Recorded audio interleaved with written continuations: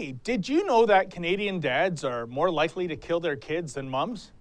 That's what the newspaper headlines were recently trumpeting upon the release of a new domestic violence study, and what grim headlines indeed. The sordid stories were based on a study by Myrna Dawson, a University of Guelph sociology professor. She examined Statistics Canada data from 1961 to 2011, and in that 50-year time frame, parents killed more than 1,600 children younger than 18. Overall, 57% of the accused child killers were men. But do the stats and the subsequent provocative headlines tell the whole story? Family rights activist Attila Vincer doesn't think so. He found Dawson's study upsetting, albeit unsurprising, but he was especially miffed not for what the study reported, but rather for what it ignored. For starters, Vincer notes there's a glaring fundamental error in Dawson's conclusion that fathers are more prone to killing their own kids. That's because the research in her paper relies on accused mothers and fathers, not convicted parents of filicide. Filicide, by the way, is the term given to the deliberate act of a parent killing their own child. By way of explanation, Vincer says it's common practice now for police to arrest males in domestic violence cases. The old common sense approach of an officer using his or her discretion has essentially been done away with when it comes to domestic cases. Thus, police now tend to let the courts sort things out. And typically, it is the male, not the female, who is arrested, regardless of who's being victimized. It is this data regarding accused males versus convicted males that is then flagged by violence against women organizations to maintain the narrative that men are more likely to kill, injure, or sexually assault women and children. Yet the stats indicate that the murder of children is roughly equal between mothers and fathers, and the data also tells us that when it comes to domestic disputes, women are equally capable of violence. Indeed, Dawson's own numbers indicate that the spread of male versus female accused is just 7% away from an even 50-50 split.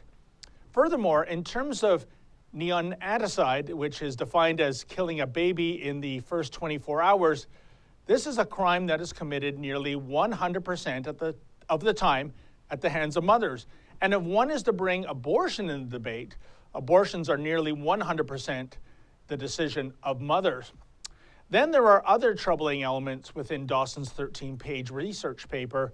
For example, she asserts that when fathers kill their children, they do so in a more violent manner than mothers. But is Dawson suggesting here that asphyxiation, which is the preferred type of filicide conducted by mothers, is less violent than, say, stabbing? I mean, surely no reasonable person looks upon suffocation as a humane method of killing an innocent child. Even so, Vincer notes that when it comes to the courts punishing those who commit crimes against children, including what is essentially first-degree murder, there's a glaring double standard based along gender lines. As an example, he points to the 2011 case of Katrina Effort of Wetaskiwin, Alberta. Effort strangled her newborn baby with her underwear shortly after giving birth. She then tossed the dead baby over a fence into a neighbor's yard. Now, the Crown sought a 4-year prison term, just 4 years, but the judge ended up giving Effort a 3-year suspended sentence. Judge Joanna Veit stated that, quote, while many Canadians undoubtedly view abortion as a less than ideal solution to unprotected sex and unwanted pregnancy, they generally understand, accept, and sympathize with the onerous demands pregnancy and children exact from mothers, especially mothers without support, end quote. Translation, folks, apparently Effort engaged in a so-called fourth-term abortion.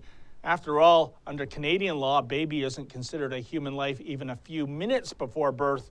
So why should we consider a baby a bona fide human being a few minutes after birth? Furthermore, in justifying the lenient sentence, the judge deemed that Effort's irrational behavior was a result of her, quote, disturbed mind. Yet the question must be asked, had the baby's father strangled and disposed of his newborn in such a manner, would he have received a similar slap on the wrist? Would he have been given a pass based on what amounts to a judicial acceptance of temporary mental illness? Tragically, the effort case is not a one-off. There are numerous examples of women being convicted of committing filicide, yet never having to spend a single day behind bars. So the question arises, what indeed is the unspoken strategy behind Dawson's study? Could it be that this study is to be used as propaganda for feminist organizations, which realize their funding would be diminished if they were to admit that males and females are roughly equal when it comes to being victims and perpetrators in domestic violence cases? After all, such organizations must maintain the narrative that men are far more violent and far more eager to harm women and children, even if the data, again, indicates that it's close to a 50-50 ratio. And why is the media party simply accepting the conclusions of Dawson's study at face value as opposed to investigating her claims?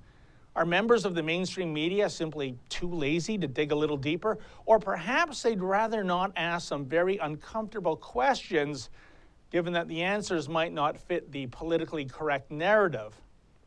For the Rebel.media, I'm David the Menzoid Menzies.